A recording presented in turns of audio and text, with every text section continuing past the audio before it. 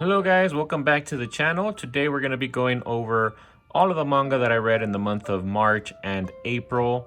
The reason I didn't do one of these for March was because I really only read 2 series in the month of March, so I thought I'd wait a little bit more just to have a little bit more to talk about. So let's go ahead and get started with the first series that I read back in March, which was Sweat and Soap. And this is the most recent volume, volume 5. And to be honest, I read this one a while back and I don't quite remember everything. So I'm gonna kind of flip through the pages to kind of get a refresher of what happened. But yeah, here we have Natori and Asako. Whoop, getting pretty steamy here. That happens a lot in these volumes, but let's continue to get to the actual story. And oh, okay, so yes, I remember now. They go to visit the parents. So Natori visits Asako's parents for the first time, and I remember him being pretty worried about his father because Asako's brother had painted a really bad image of her father, of him being sort of like an overprotective father and pretty scary figure. And so yeah, he was naturally worried about meeting him, but in reality he's actually like one of the sweetest dads that I've seen. So it was pretty funny to see them first interacting with each other. But I remember it did get pretty serious. They had the talk about basically what their plan is long term with Asako and Natori, basically about marriage. And Natori basically owned up and said that yeah, marriage is definitely in my mind, and that he's serious about the relationship. So I really liked the way that he handled that situation there. Then moving forward into the volume. So here, after having that talk with her dad, he was naturally exhausted mentally, I guess, and he pretty much fell right to sleep after that. Oh, and another thing is my manga volume had a lot of this going on, so a lot of the text got cut off. So I guess this manga or this volume had a bit of a misprint. I don't know if you guys had any issues with this volume, if you guys picked it up, but if you did, let me know, because this is one of the first times that's ever happened to me. But yeah, anyways, continuing on through this volume, I think, okay, here they're starting to talk about moving in, which is another big deal in the relationship. So as you guys can see, they're kind of just progressing really quickly with their relationship, which is one of the reasons that I really like this series. They're both adults, and at this point in their life, there's really no time to be messing around. And I just like how there's no unnecessary drama. So yeah, I enjoyed this volume. I rated it a 7.75 out of 10. And I will be continuing to pick this series up, probably until the end of the series at this point, because I do enjoy these characters and their relationship, and I just want to see where it goes. So yeah, let's move on to the next read that I had in March. Alright, so this next series is the reason that I only read 2 series in March, because it was a pretty long series, and it was Monster. So I've already kind of talked about this a little bit in my top 10 after 10 video, so you guys know that I've already read this one. But yeah, in the month of March, I read volumes 1 through 5. And then in April, I finished the series up and read volumes 6 through 9. And man, I will say that for me, it was a little bit difficult getting through these. It was the first time that I've read like an omnibus format where it's more than one volume in a book. And sometimes it did take me a while just to get through one volume. And it's not because the series is boring or anything, although there are a few sections in the series that were a little bit slower, and I know that those were probably the volumes that took me a little bit longer to get through. But overall, I really enjoyed this series, as you guys saw in my top 10 after 10 video, which if you guys haven't seen it, I'll link it up here. But this did make it into my top 3 manga. It was in my number 3 spot.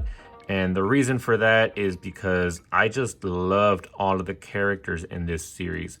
So the main 3 characters were Dr. Tenma, Nina, and Johan. I believe those 3 for me are the 3 main characters. But as the story progressed, Tenma just kept running into new characters, and Naoki Urasawa just managed to make each character, each new introduction of every character very interesting. And one of my favorite secondary characters was Grimer. He kind of shows up towards the end of the film, but I don't know, I just really liked him. Just his whole backstory, as he was also one of these kids that was raised in these concentration camps, and he had this very unique persona, I guess is what I would call it, that would emerge from within him whenever he was in a tough spot. So that was very interesting.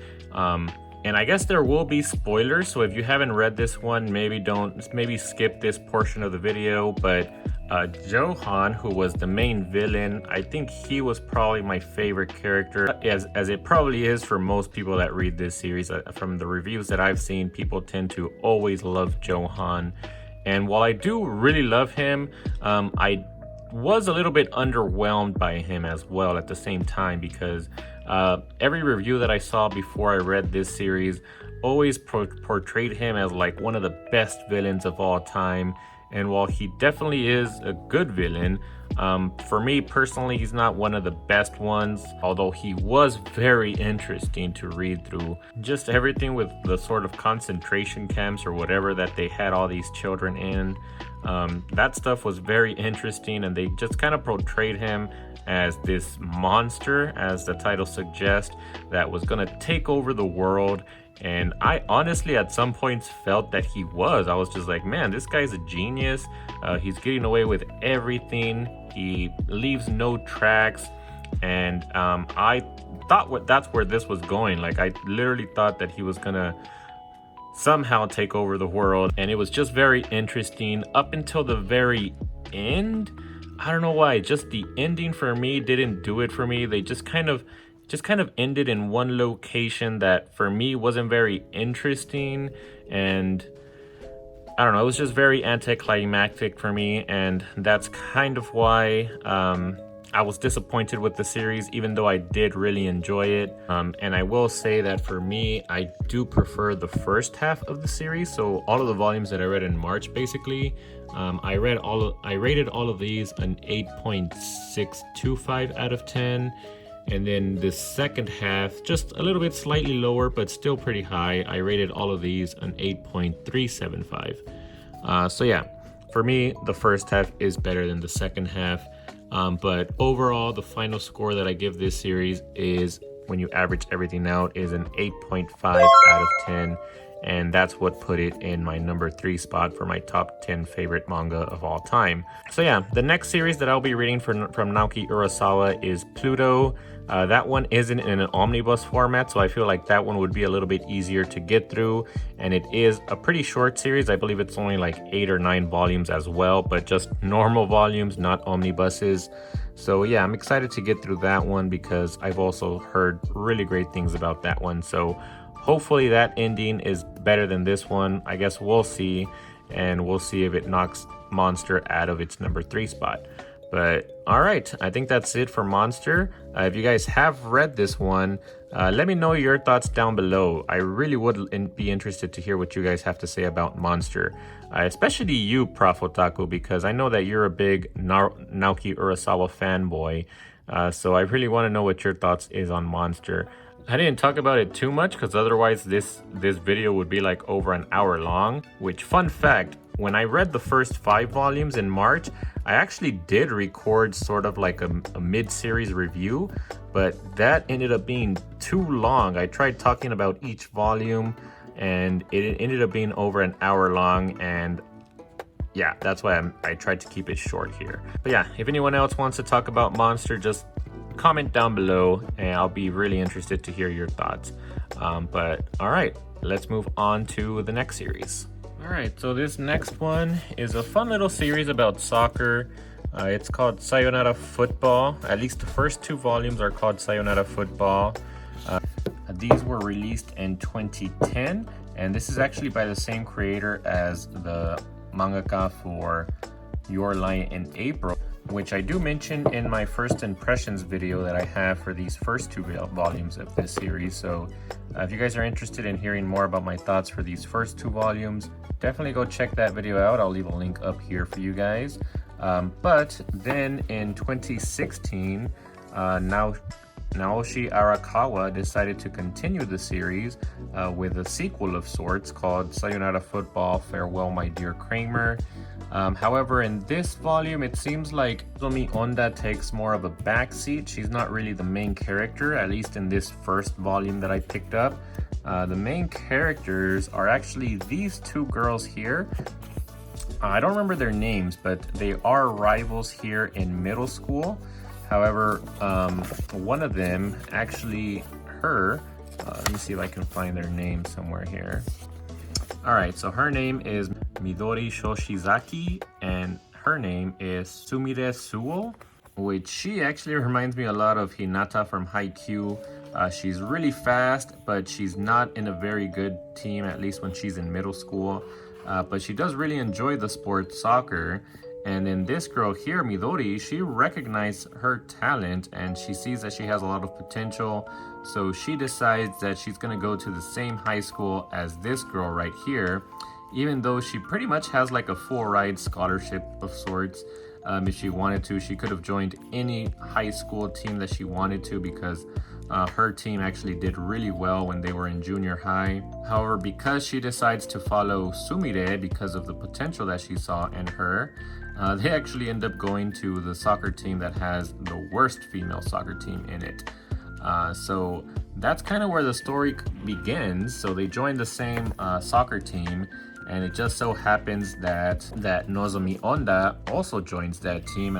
But she's used to playing with males, with guys, which are a lot more competitive. So when she joins the girls team over here, she kind of doesn't take them too seriously, and it seems like she's not too into it. Like she finds it a little bit boring playing with girls. But later on in the series, we are introduced to their new coach, which takes over the team, and she's taking it very seriously because she was actually a pro soccer player, and it seems like in Japan, girls soccer isn't taken too seriously, and it seems like she wants to change that. So she wants to get more girls more interested in playing soccer and being good at it as well. So she wants to turn this team around, and the first thing she decides to do with the team is take them to the best girls soccer team and have a scrimmage with them. And I guess she's doing it mainly to show them what a real soccer team plays like. And Nozomi Honda sees them play and notices that maybe girls soccer is fun after all. So yeah, pretty cool. And yeah, I'll just show you guys this panel right here. I think this has some pretty nice artwork inside of it as well. So I'm really enjoying it. I love soccer, so this is the first soccer manga that I've ever read. And I'm gonna continue to pick this one up because I find it to be a lot of fun. And there's also an anime out for this one too. So if you guys don't want to read the manga but still want to check out the anime, just to see something else released by Naoshi Arakawa, if you like the silent voice, then maybe you'll like this anime as well. So yeah, go check out the anime if you're not interested in the manga. But for me, I will be picking up the manga for this one. Oh, and my rating for this one is a 7.5 out of 10. These two I rated a 7.75 out of 10, making the average a 7.66. So yeah.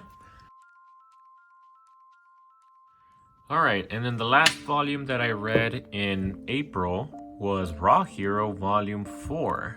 So this one came out in April, and I believe I read it like a day or two after I did my unboxing for this one, because this is also a series that's in my top 10 list. So I do really enjoy this one, although I will say that I didn't enjoy this volume quite as much as the others. And I think it had something to do with this girl right here. I didn't like the drama that she brings in, because I was really enjoying the last volume with how things were going with Mariko and Chiaki-kun. And she just came in and apparently also fell in love with Chiaki-kun, but she doesn't hold back. As you guys can see here, she just goes straight in and starts to kiss him right in front of Mariko, even though she didn't know who they were at the time. She didn't see. She thought it was another couple. Oh, you read this? What?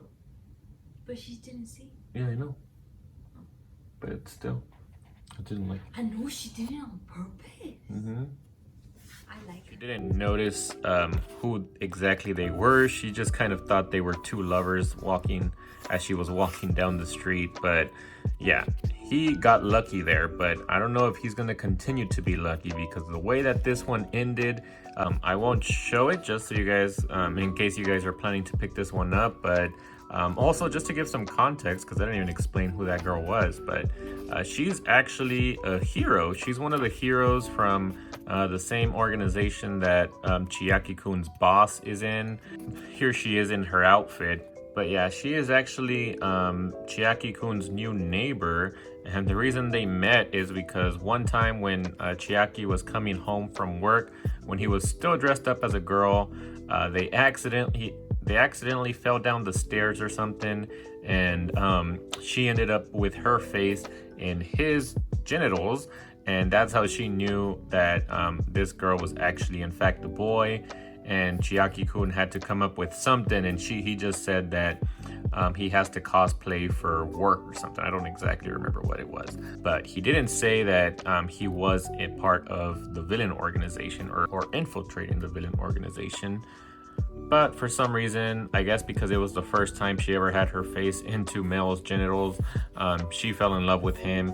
And that's causing some issues because since she is a hero, if she ever finds out that he's actually trying to infiltrate the villain organization, which nobody should know about, that is going to cause some trouble. So they're trying to figure out a way to get her out of the picture. But right now, it's not really working out for them. So yeah, that's pretty much what's going on in this volume. Even though I don't really like her, I mean, there is still a lot of funny moments in here, and even though I do say that she causes some drama, it's fun drama. I still do really enjoy the series. So overall, I'm gonna rate this one an 8 out of 10. So yeah, that's everything that I read in March and April. Let me know what you guys thought about my reads in the comments down below. Don't forget to like and subscribe, and I'll see you guys in the next video.